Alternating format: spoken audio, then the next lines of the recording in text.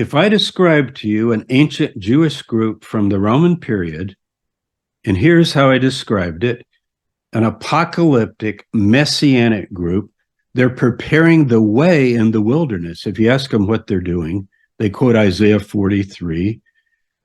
They say, we're the new covenant people. We're the people of the new covenant.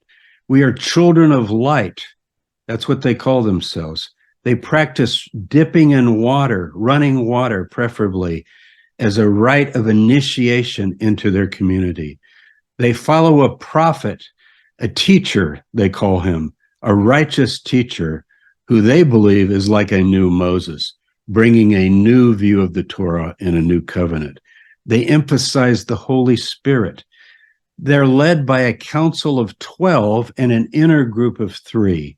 They're told to sell their possessions, and they put everything into a common treasury, and they practice a kind of communal living and share with everyone in the group and consider them all brothers and sisters. They don't like the Jewish temple that Herod the Great built, and they don't like the way it's being run by the priests. In fact, they refer to the temple as utterly corrupt, and the priests who are running the whole show are like a brood of vipers to these people. They consider prayer as their sacrifice. They don't need the temple, and they consider themselves as a temple of God. Now, I listed 12 things there, and you know what? Who was I describing?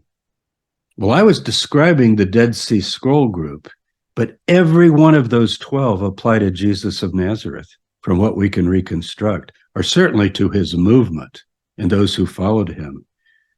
Now, I could add another dozen, and in this course, we go into even more as we compare. But those are the polarities of the course. Here's Jesus. Here are the Dead Sea Scrolls. What do they have in common? Now, let me point out, if you've heard of Pharisees and Sadducees, they're mentioned in the New Testament, not a single one of those characteristics apply to either of them. So, I mean, these really stand out. And if they characterize the Jesus movement and they characterize the Dead Sea Scroll movement, and they're not the same movement, which I don't think they are, then they're 150 years apart at least. What do we make of that? And that's what this course explores.